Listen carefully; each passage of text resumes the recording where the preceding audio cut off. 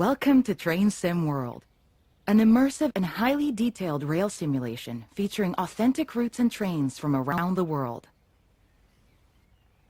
This is the training center. Here you can learn about how to navigate and interact with the world, as well as how to operate the many trains. Let's start by looking around. Find each of the markers and look at them.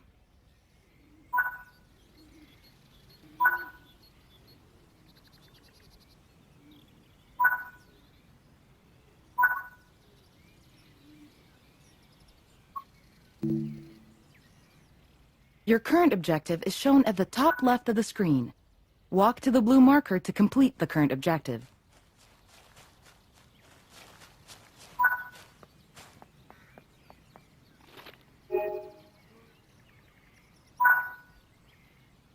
You've been awarded some action points. These are displayed in the top right corner of the screen and count towards your overall experience level for the game. This is one of the many types of route tasks to be discovered. Keep an eye out for many more types and styles of route tasks, which can involve placing, collecting, or fixing a variety of things. Head into the main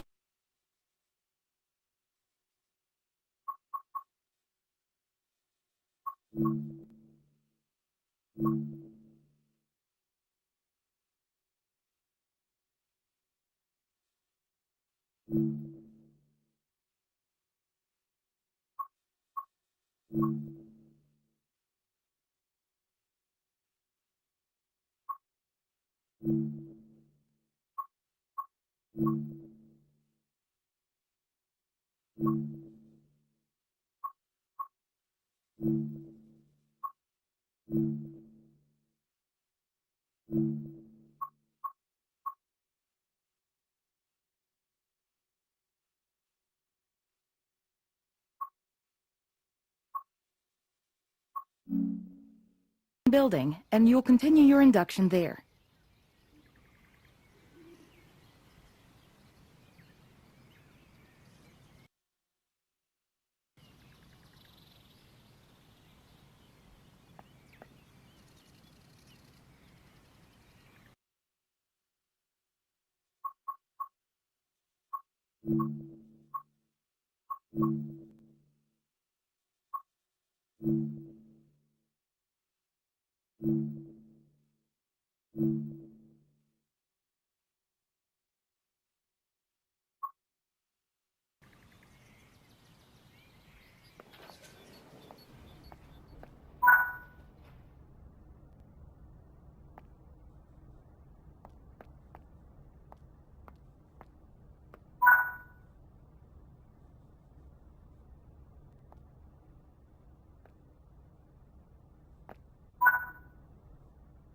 You can pause Train Sim World at any point to review objectives and a lot of other information about what's happening at the moment. Try it now, and then return to the game after you've had a look around.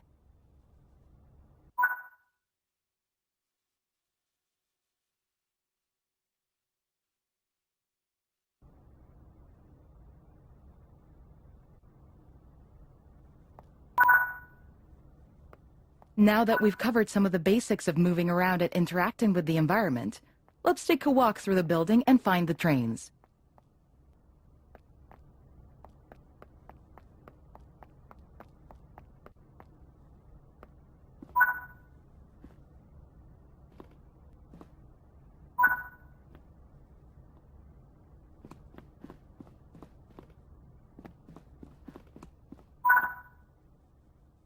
This is Central Square. From here you can explore the main training center depot and surrounding yards.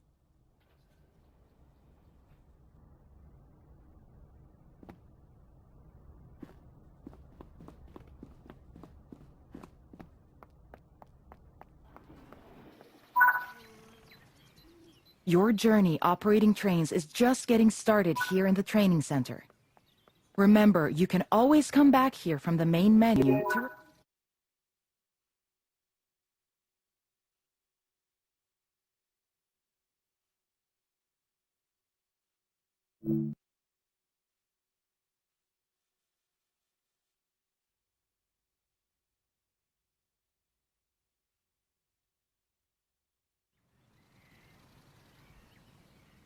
This module will cover the on-screen overlay, known as the heads-up display or HUD, that is shown when you are in control of a train. Climb up the ladder into the locomotive and then sit in the seat.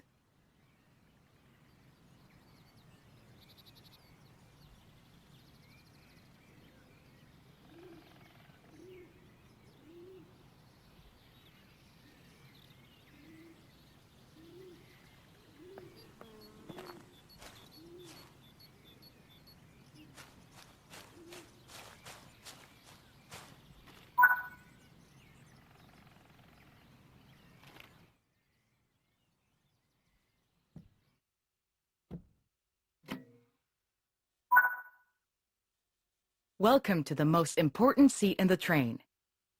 While sitting here, you'll be in full control. Before you think about moving the train, though, let's look at the HUD overlay that's appeared on the bottom right. The heads-up display is a guide to what your train is doing.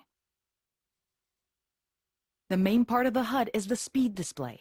A white bar will appear around the outside to show your current speed, and the red mark indicates your maximum permitted speed.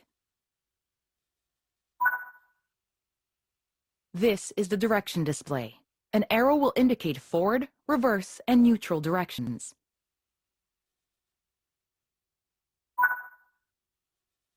This is the power display.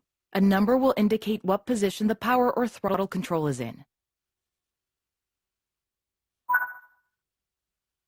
These are the brake indicators. The exact ones shown will vary by train and will often be visible in the train itself on various gauges. They tell you what's happening in the braking system. The most important one is the BC or brake cylinder. If that's reading 0, then your brakes are released. Anything else, and brakes are applied and you won't be able to move.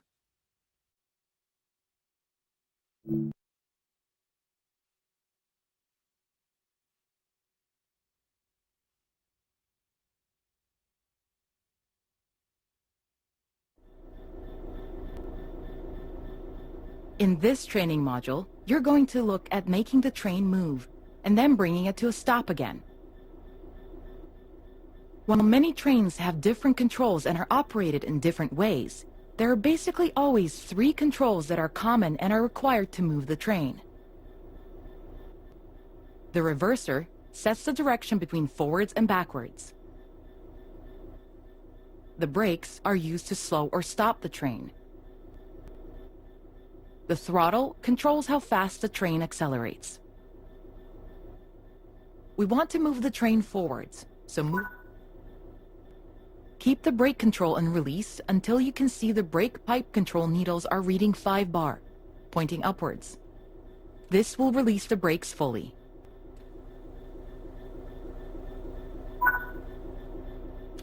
Watch the brake cylinder, or BC gauge, to see it gradually reduce to 0.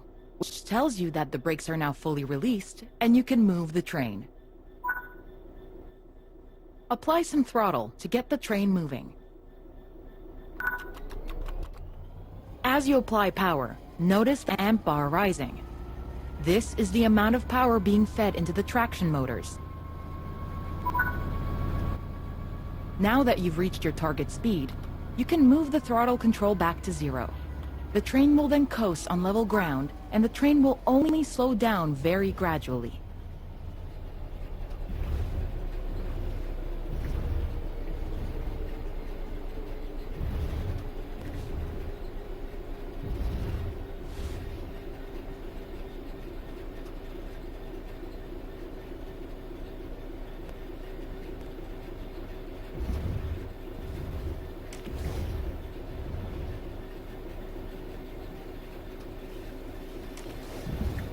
While the specifics of operating brakes vary from train to train, the basic process of stopping is fundamentally the same.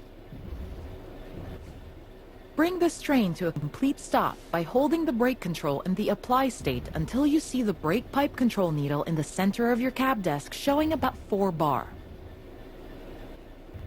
The amount of braking you'll need to apply also varies depending on whether you're going uphill or downhill, and how heavy your train is.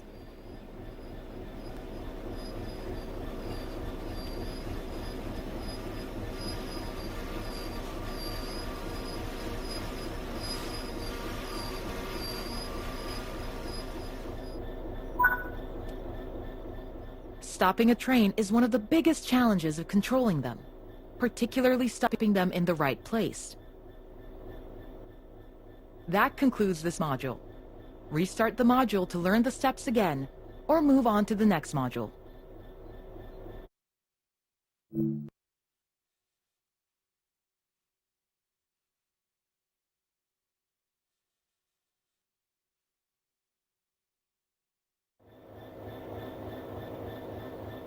This module will go over the fundamentals of operating junctions to change the path your train will take, and how to navigate using the map. Most rail lines around the world are controlled remotely by a signaling center or dispatcher. From the perspective of the train, the direction taken is automatic. But within yards and depots, many small and frequent movements are required. This makes remote control of the track impractical. In these locations, the direction taken is manually controlled. You can set junctions by either walking up to them and interacting with them, or going to the 2D map and changing them from there. Let's change this junction by hand first. Walk over to it and change it by operating the lever. Notice how the point blades move on the track. Try moving it a few more times until you can see how it works.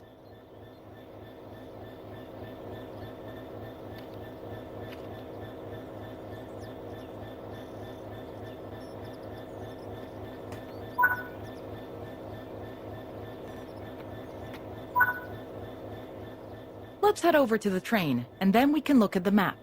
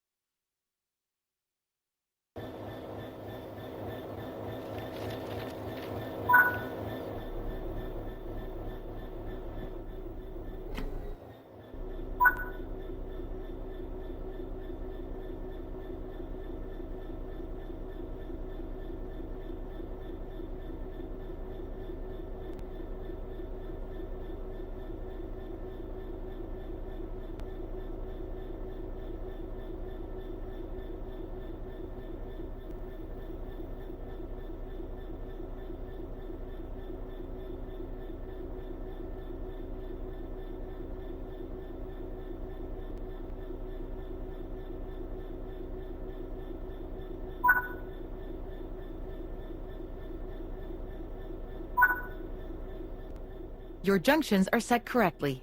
Let's get the train moving and see it all working. If you can't remember how to make the train start and stop, there is a training module you can rerun to remind yourself. Keep the brake control in release until you can see the brake pipe control needles are reading 5 bar, pointing upward. Watch the brake cylinder, or BC gauge, to see it gradually reduce to 0, which tells you that the brakes are now fully released and you can move the train. Apply some throttle to get the train moving.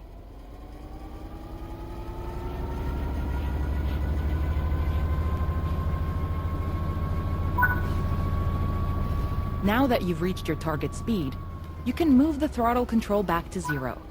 The train will then coast on level ground, and the train will only slow down very gradually.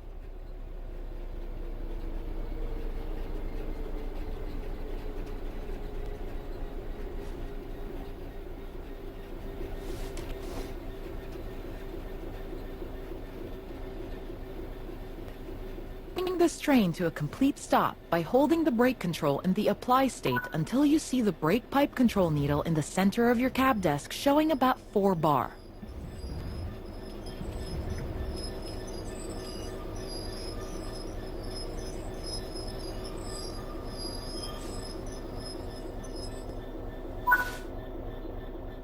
That concludes this module. All the junctions in the training center are manual, so you can go anywhere you wish using the map and by changing junctions manually. If you want to practice, go to Explore on Foot in the training center.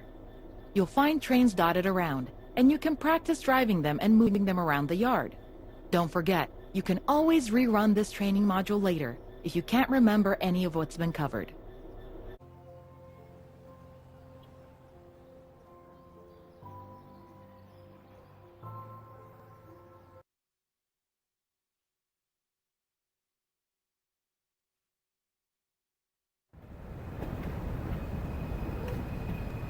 Welcome to Crewe, located in the northwest of England. Step back in time and discover the soot and sounds of the steam era. Climb aboard iconic living locomotives hungry for coal and water, and work hard on busy passenger and freight services through historic Merseyside and Cheshire.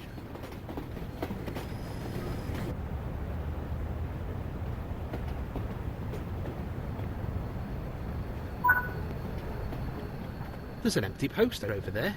Fix that while you're here.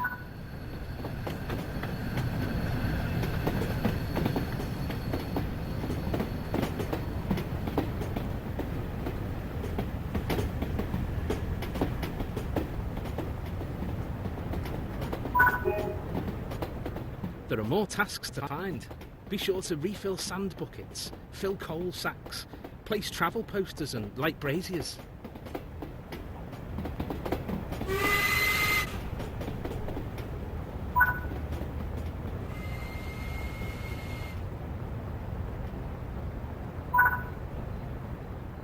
Follow the markers to board the train before... Take a seat in first class. You can sit in any available seat.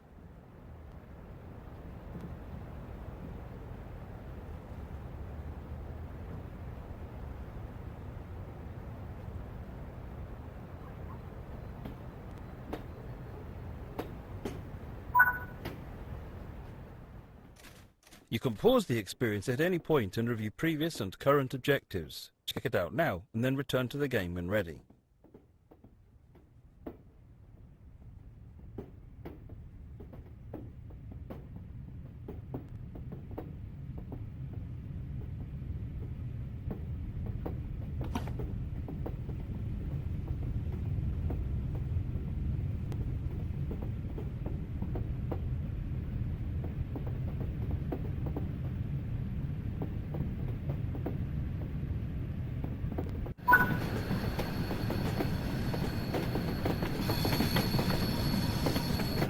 This train is powered by an LMS Jubilee class steam locomotive.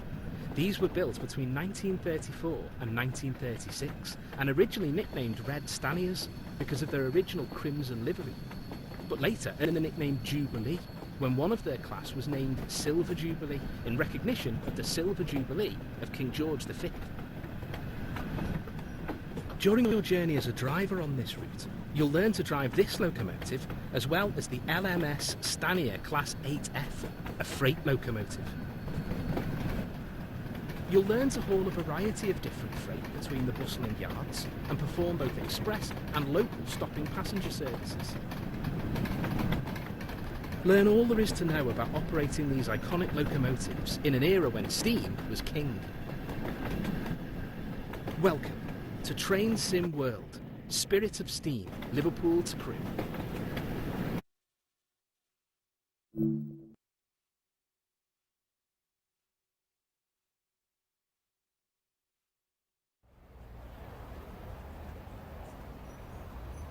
In this training module, you'll be learning how to drive an LMS Stanier Class 8F steam locomotive in BR black livery.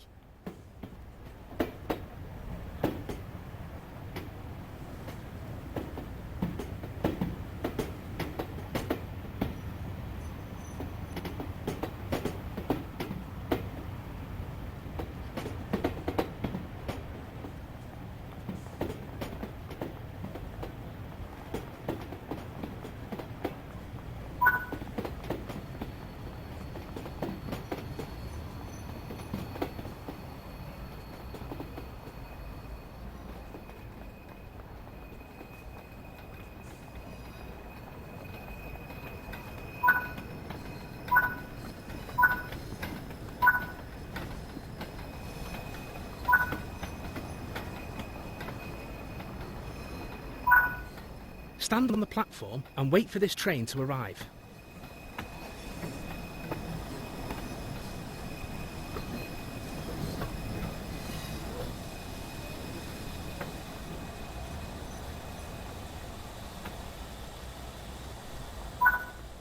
Today, you'll be taking over this freight service bound for Ditton. This class of locomotive was built between 1935 and 1946 and was designed as a freight version of the highly successful Black 5 locomotive. Climb up onto the footplate to begin.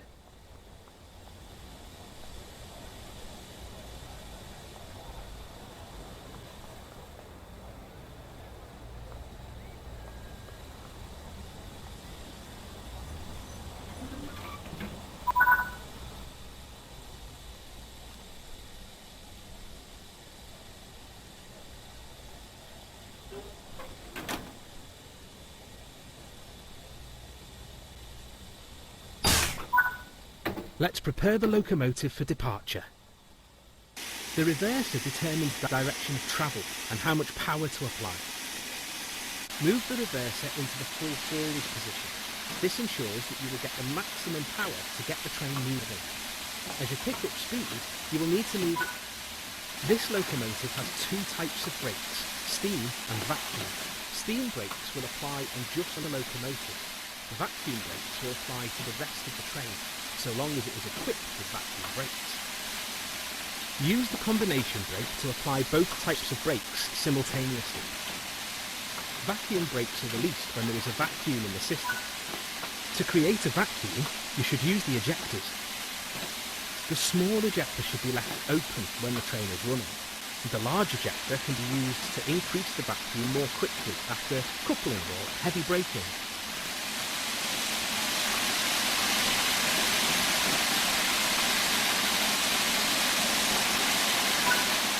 Open the cylinder cock to remove any water from cylinders after it has been left standing. Water in the cylinders can damage the locomotive as it does not compress like steam.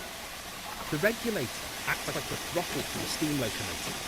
It controls how much steam is delivered to the cylinders. Slowly open the regulator. Applying too much power too early can cause wheel slip.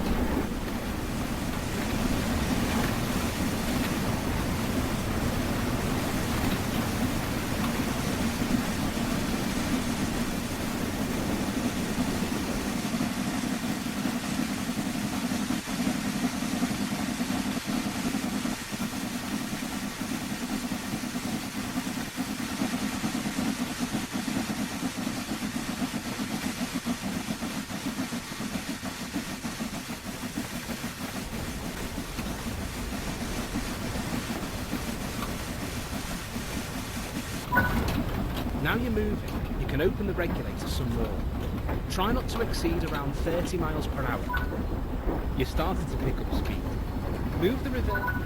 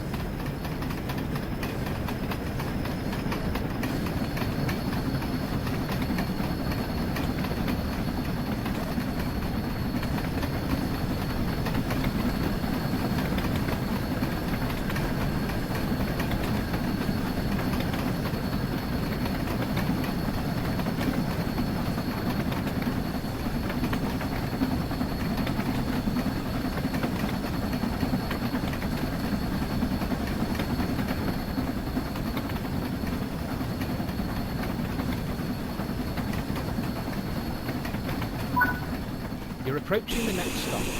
Prepare the train to halt. Close the regulator. Bring the train to a stop in the indicated position.